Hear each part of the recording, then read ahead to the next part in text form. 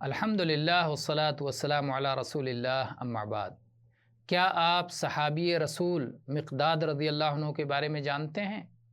مقداد ابن عمرو الکندی، ان کو مقداد ابن اسود بھی کہا جاتا ہے کیونکہ اسود الزہری نے ان کو اپنا منہ بولا بیٹا بنا لیا تھا اور یہی چیز مشہور ہو گئی، لیکن جب اللہ کی شریعت نے تبنی کا قانون ختم کر دیا اور قرآن پاک میں آیت اتری ادعوہم لآبائہم هو اقسط عند اللہ، کہ ان کو ان کے والد کے نام سے پکارو، یہی اللہ کے ہاں عدل کے زیادہ قریب ہے، یہی عدل اور انصاف کی بات ہے۔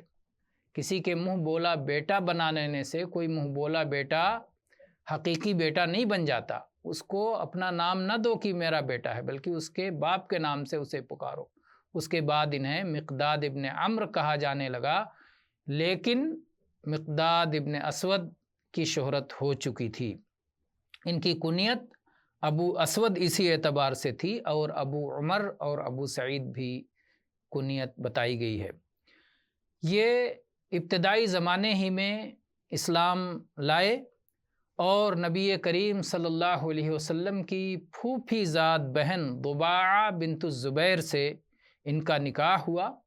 انہوں نے حبشہ کی جانب ہجرت کی، پھر مدینہ منورہ کی جانب ہجرت کی۔ دو بار انہیں ہجرت کرنے کا شرف حاصل ہوا۔ بدر کی لڑائی میں حاضر تھے، اور بدر کی لڑائی میں مقداد رضی اللہ عنہ اکیلے وہ شخص تھے جن کے پاس گھوڑا تھا، یہی شہسوار اور گھوڑ سوار تھے بدر کی لڑائی میں۔ اور عبداللہ ابن مسعود رضی اللہ عنہ کہتے ہیں کہ وہ منظر مجھے یاد ہے کہ وہ منظر مجھے ملا ہوتا دنیا کی ساری چیزوں سے زیادہ یہ میرے لیے محبوب بات ہوتی، لیکن اللہ نے یہ منظر، یہ مقام مقداد رضی اللہ عنہ کے حق میں لکھا تھا۔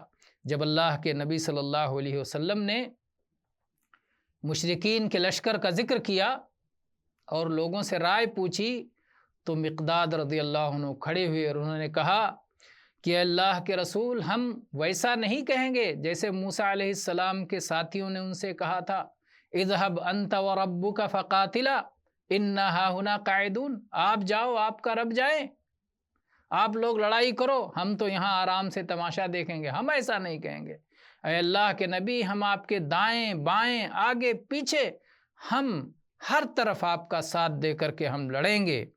اللہ کے نبی صلی اللہ علیہ وسلم نے جب ان کی یہ بات سنی تو آپ خوش ہو گئے، آپ کا چہرہ مارے خوشی کے دمکنے لگا۔ یہ وہ صحابی ہیں کہ عثمان رضی اللہ عنہ کی خلافت میں سن 33 ہجری میں ان کی وفات ہوئی، اور عثمان رضی اللہ عنہ نے ان کی صلاۃ جنازہ پڑھائی، رضی اللہ عنہ وارضاہ، وآخر دعوانا ان الحمد للہ رب العالمین۔